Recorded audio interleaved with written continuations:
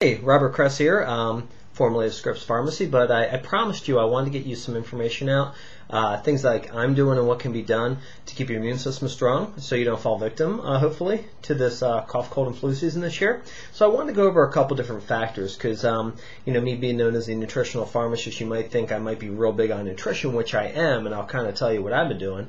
But there's some other factors that's really important to keep a mark on. First of all, stress is a big issue.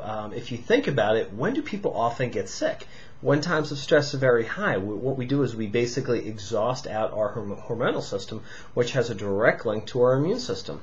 Look at the holiday times. We've got so much going on, big time for stress, big time for people to fall ill, as well as when kids go back to school, a lot happen, and then obviously they start to kind of become their little micro incubators and start getting the germs flowing right there. But there are ways that we can keep our host strong so we don't have to fall victim to any of the stuff. So with stress, we got to really commit to what we can handle. Big issue with our society. I know, easier said than done, but it's something that I guess the one thing I'd ask you to do is to be more mindful of this than anything.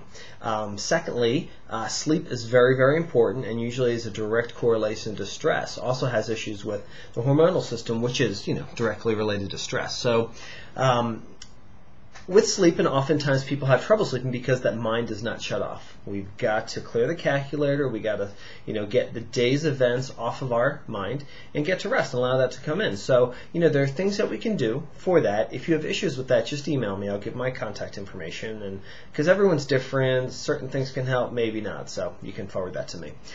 Secondly, if our adrenals are what I'll say is wasted, we may have an opposite profile. Our adrenal glands create the hormones to support us, to balance off stress. The main one's called cortisol. So basically how it works is cortisol should be real high in the morning and should gently slow us down to the evening to allow us to go to bed. Oftentimes when stress has been significant for a very long time, just the opposite. So another issue to look at. There are also nutrients we can do to help us with stress. If this is an issue, you can email me, make an appointment, however you want to do it, that's fine. With stress, there's a couple things to look at. Some people this time of year decide to get a flu shot. A flu shot is a challenge to our immune system. It kind of, I don't want to say upregulates it, but it definitely kind of hypers it up a bit. And there's some nutrients that I use for stress that can actually start to amplify the immune system as well. Things, adaptogens like cordyceps sinensis, they're mushrooms, ashwagandha, rhodiola, ginseng. So these things can tend to stimulate our immune system. So can a vaccine. We don't want to overstimulate our immune system. So quick little tidbit I want to throw in here. I didn't plan to mention this, but it's a good idea. If you decide to get a flu shot, one, know the facts. Educate yourself on it. Two, if you're taking any nutrients such as those or anything that can stimulate the immune system, I recommend to stay off of them for about 3 days. We can support the immune system, we don't want to stimulate it. Before and after, so we don't cause that overstimulation. Relaxation techniques are very big when we're talking about stress. So, it could be as simple as sitting in a room, quiet, alone by yourself, no TV on, no one tugging at you. 5 minutes, start small, and not even a magazine or book to read. We want to just slow that mind down. I find myself going to South Shore a lot these days, and I'll be on the elliptical, and I constantly bring reading material with me, which I'm trying to train myself out of because, it's constantly that go thing. And, sometimes we need to slow it down, and we just need to get in our own heads and just let things be, not over-process, I guess. A third thing that is super, super important is diet. One of the biggest things, and this also falls with the holiday season. Right now we're coming upon Halloween. Halloween gets us to Thanksgiving, Thanksgiving into Christmas and the holidays. And there's a lot of junk food that's being eaten. And, we really got to do our best. I'm not saying, hey, stay away from it. You can't touch it. I'm not like well, I kind of am the junk food Nazi, but, not really. So, obviously, we want to dabble in it. Keep in mind, if you're someone that does not eat this stuff on a regular basis, your body's going to have a harder time. It's going to be a bigger challenge to it if you start to consume it. So, refined sugars, refined flours, soda pop, excessive caffeine, things like this. All these things can knock down your immune system. You've got to be really careful with it. If you're feeling ill, or a member of the family's feeling ill, stay home. Don't go to work. Don't go to school. Our culture has driven us into this thing that, we're afraid if we don't go to work, especially with the economy and stuff like that. What are the ramifications? Or, man, I'll have my desk will be piled up this high when I get back. Honestly, if you don't take care of yourself, it's going to take you forever to get rid of that sickness. And it's going to be a lot more difficult, and you're going to lose more time than you thought by taking a day or two off. So let's talk about nutrients. I'm a big fan of nutrients. One of the biggest things and a hot topic of the last year or two is vitamin D. This is the one I use. It's by Biotics.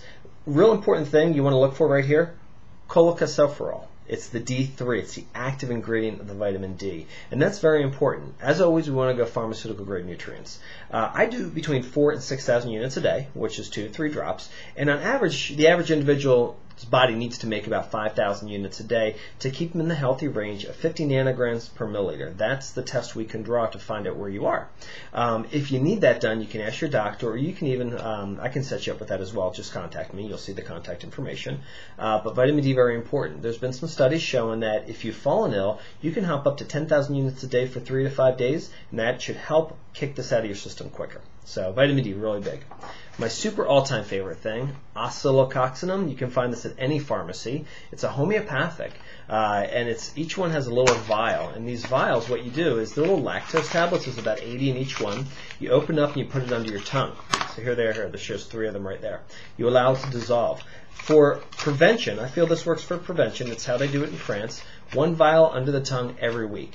If you start to fall victim of the flu, or you start to feel a virus coming on, just hop up. You do 1-3 times a day until you feel better. Usually it only takes a day or 2. So another great idea right there. UMCA, homeopathic, really like it. People swear by this stuff. Low dose. So if you start feeling something coming on, an upper respiratory thing, a little cough, sinusy, basically take a dropper full of this under the tongue 5 times a day. Actually tastes pretty good. It's got a sweet taste to it. It's in glycerin. Great for people who don't like to swallow pills. Nucleotides, one of my favorites. I like this and colostrum. Don't have any here to show you.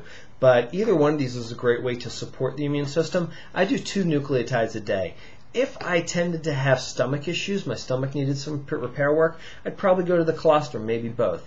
But if you do colostrum, average dose 2 to 3 a day, depending on the person. Once again, ask the healthcare practitioner. They can help you out with that. Email me. Wild oregano, 100%. This is a great anti-infective, proven to be so. So if you feel something coming on, a couple drops of water, sip it down, have a chaser. It's like fire water. This works very well. And in addition, one of my favorite things is Alicetin complex. This is a garlic strain, so if you're allergic to this or anything I talked about, obviously you want to avoid it. But what it is, it's a very potent allicin, the garlic strain that has strong anti-infective abilities. Actually, you can knock out MRSA, the methicillin-resistant Staph aureus. So very potent stuff. So, in addition, say if we got some stomach issues, it's a good idea to keep up with the probiotics. So either start eating cultured foods or get a good high-dose probiotic, maybe 15 to 25 billion units. Even maintenance 3 times a week is a great idea. In addition to that, I think that's pretty much it. I think I covered it. The general things that I'm doing. Remember, rest, anti-stress are really important things. Take some time, enjoy some tea, and that'll be it for now. Let me know if you have any questions. Thanks. Oh, you know what? I'm sorry. And also, in the meantime, by the time you see this, I probably won't be with Scripps Pharmacy anymore. So I set one out before, but really, if you want to keep in touch, or if you want me to keep in touch with you with emails and stuff like that, make sure you email me, and that'll be on the email I sent you. Sandinshoes, SANDINSHOEZ @gmail.com. Or you can find us now at our new website, which is www.longevityleague.com. Thanks so much. Talk to you.